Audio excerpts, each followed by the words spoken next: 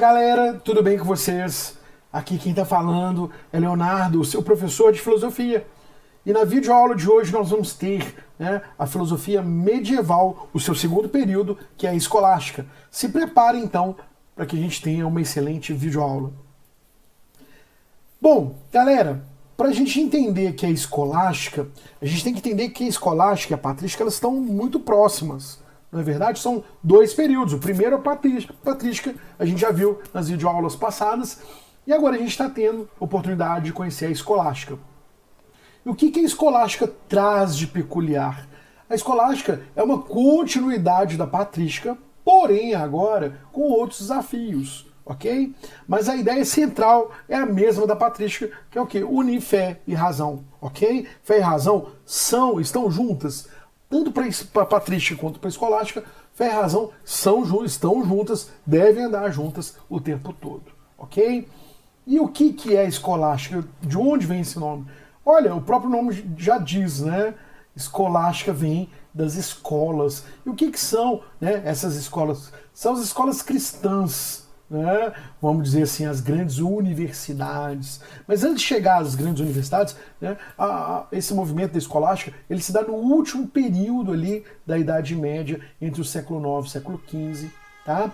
A igreja, nesse momento, e desde a patrística também, ela desenvolvia iniciativas educacionais das mais importantes na Europa. Então, de todo lugar onde tinha uma igreja católica, uma igreja cristã, geralmente tinha ali iniciativas educacionais. Né? A própria missa, o ritual da Eucaristia, ele já é uma forma de ensinar as pessoas. Né? Então a gente tem aí no interior das igrejas, das catedrais, muitos cristãos ensinando outros a fé cristã. Justamente seguindo aquela ideia e anunciar o evangelho a todos os povos, a todas as criaturas, ok? Então a ideia era um pouco essa aí. E o que acontecia, gente? As escolas tinham como objetivo também formar os aspirantes à vida religiosa. E o que é formar aspirantes à vida religiosa? Quem queria ser padre, quem queria ser um religioso, quem queria ser freira. Então tinha muito isso, monge, tinha muito disso aí, ok? O ensino era constituído por diversos conteúdos. Então, a gente tem lá o trivium, que é a gramática, a lógica, a retórica, e o quadrivium, a geometria, a aritmética, a astronomia, música e os princípios da Bíblia e do cristianismo. Então, a gente tem o ensino de artes liberais. O que são as artes liberais? São as artes que ultrapassam o limite aí. Por isso elas são liberais, em oposição às artes mecânicas, que é aquele fazer mecânico ali, que é produção de materiais, não é verdade? Então, tomar cuidado com essa palavra liberalismo aí, artes liberais, porque esse termo liberal na escolástica significa aquilo que vai além do necessário ali, ok? Então, o ensino das escolas contribuiu para a continuidade das reflexões filosóficas despertadas pela patrística. Olha, então, isso que eu afirmei no início, era a continuidade aí das reflexões, ok? Da patrística. Vamos mais um ponto importante, então? Olha só, nós temos aqui um modelo de sala de aula, que vocês já devem conhecer essas duas obras aqui. Gente, isso aqui não é uma pintura simplesmente, ok? Esses dois quadros aqui não são duas pinturas. São o quê? Registros históricos, registros de um momento histórico, ok? Então nós temos aqui duas salas de aula, vamos dizer assim, dentro da escolástica. Olha, se a gente vê a disposição das mesas e cadeiras aqui, a gente percebe que isso parece muito com a nossa sala de aula hoje. Eu até brinco, se um medieval viesse hoje aqui, do passado, se fosse possível vir do passado para o presente, e ele chegasse numa sala de aula hoje, ele saberia muito bem o que era aquele lugar, porque ele olharia a disposição das cadeiras, a mesa do professor, o quadro. Então ele reconheceria que aquele é um ambiente de aprendizagem. O que ele ia assustar, claro, é com ar-condicionado, com um notebook, com as lâmpadas, né, as luzes, e também com os celulares em cima da mesa, essas coisas tecnológicas. Mas inicialmente, né, a disposição é a mesma. A gente tem ali o escolástico, né, que é o magister, né, e nós temos os discípulos, né, os discípulos aí, né, ok? A mesma coisa, a relação é a mesma coisa. O magister está um degrau acima dos discípulos ali, ok? Isso é muito importante. Vamos mais um? Vamos passar para frente? Olha que interessante. Então, falei para vocês que começou na igreja e depois a própria igreja, né, esse movimento da escolástica, ele vai ganhando os seus espaços próprios, as grandes universidades, né, europeias, como a Universidade de Bolonha, na Itália, a Universidade de Oxford, na Inglaterra, a Universidade de Paris, na França, que são as primeiras grandes universidades aí, né, que formavam grandes, né, teólogos, filósofos e teólogos. Então muitas pessoas, até aquelas que não eram ligadas ao cristianismo, vinham de outros lugares do mundo para estudar dentro dessas grandes universidades. Por quê? Elas começaram a ser referências do conhecimento. Ok? Isso é muito importante, gente. Por que referências do conhecimento? Bom, pela atividade que os religiosos faziam. Né? Olha só, como a gente está tratando de ciências humanas, é super importante a gente perceber esse mapa, né, das principais universidades europeias. E aí eu chamo a atenção aqui, né, de vocês, que todas que estão aqui com esse chapeuzinho de formando aqui, né, elas estão em vermelho. Ou seja, são universidades fundadas até 1300. Se a gente for pegar aqui, ó, universidades as mais antigas, né, a gente tem aqui, ó, Universidade de Paris, né, a gente tem aqui a Oxford, Cambridge, olha lá, Coimbra, Lisboa, Salamanca, na Espanha, né? A gente tem aqui a Universidade de Salermo, né?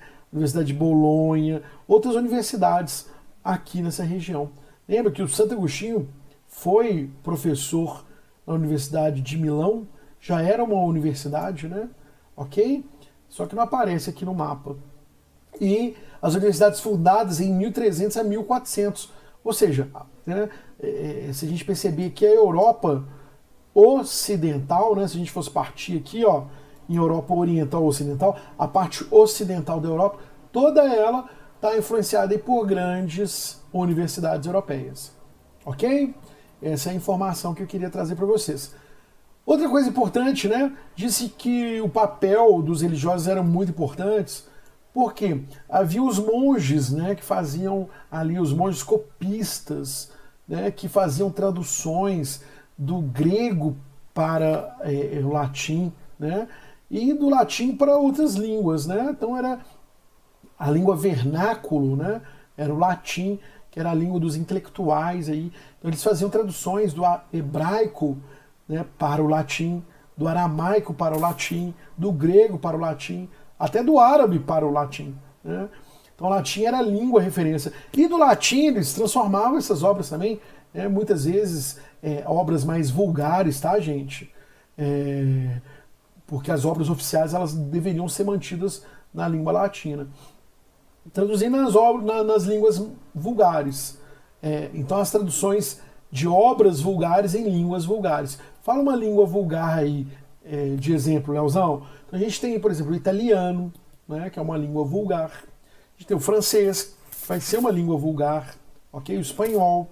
Então as línguas neolatinas geralmente são línguas vulgares. E as línguas estrangeiras também, né, gente? De tradição anglo-saxônica, o alemão, o inglês, ok? Então, dificilmente a Bíblia seria traduzida para uma língua vulgar, que seria até uma ofensa a Deus.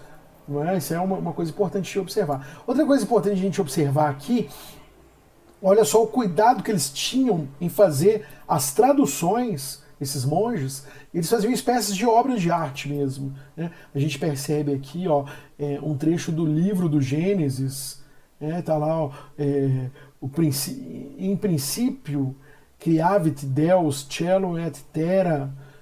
No princípio Deus criou o céu e a terra. Todo o cuidado de se fazer imagens, né? aqui dentro da obra e escrever bonito, isso é muito interessante, tá ok? Galera, outra coisa importante que eu ia falar para vocês, né, que um livro também era uma coisa muito cara, absurdamente cara. Por exemplo, aqui nós temos só esse tomo aqui, ó, é só o livro do Gênesis, todo escrito, né? Então as pessoas não tinham dinheiro para comprar livros, eram muito caros. Só para a gente ter noção, comparando com hoje, né? Imaginem um notebook aí, top de linha.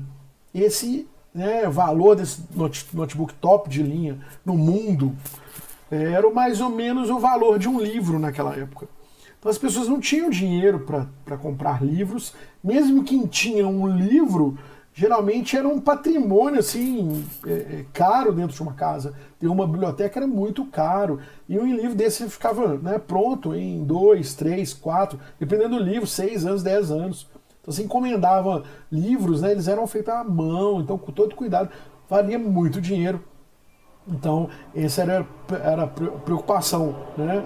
E o livro também, gente, era enorme, né? O papel vinha da China, tinha toda uma questão de produção aí, toda artesanal, mesmo porque Gutenberg, né, só vai nascer em 1500 com a imprensa, né? A gente sabe que a primeira obra que Gutenberg vai imprimir vai ser a Bíblia em latim.